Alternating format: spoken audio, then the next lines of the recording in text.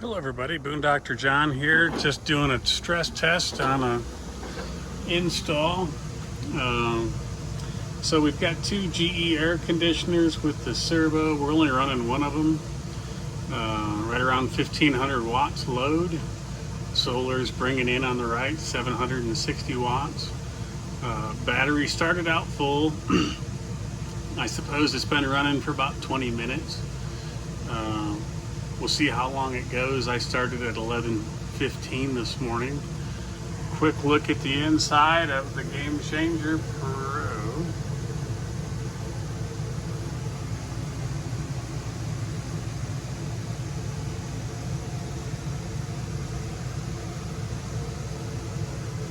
So let's take a look at the rest of the install. So we're out here, Flagstaff, Arizona area, doing the install. Generator prep, but no physical generator. Luckily enough, we've got the multi-plus inverter. So the Game Changer Pro comes with the inverter stock, the 1000 watt. I removed it. We got an electrical outlet up here. Multi-plus 3000 inverter.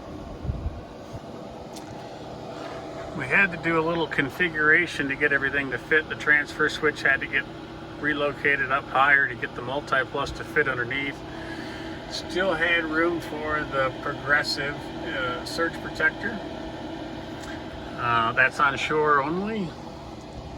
And then we've got the 3 Tesla modules. So we've got 15 kilowatt of battery with a nice industrial rated breaker box.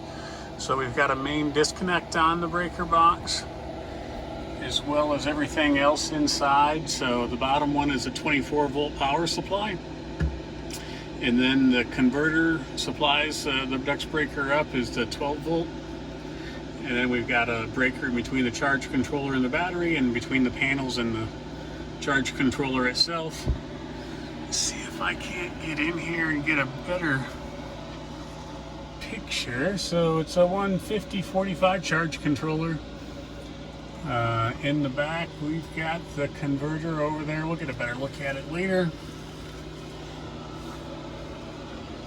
So let me get over to the other side.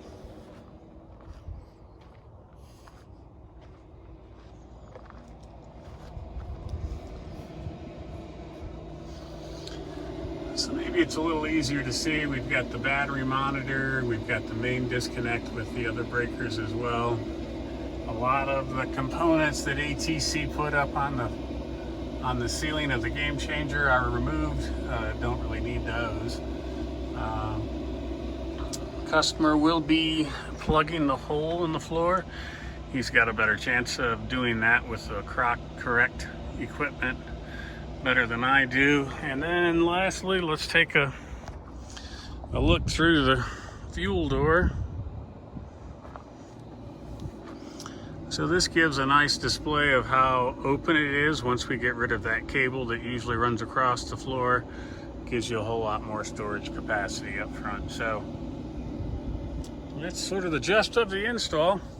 We do have 1050 watts up on the roof. I'll get the drone out and take some pictures of that as well. So I'll keep you updated. We'll see what the battery percentage looks like once we get a couple hours of AC runtime on this. So stay tuned.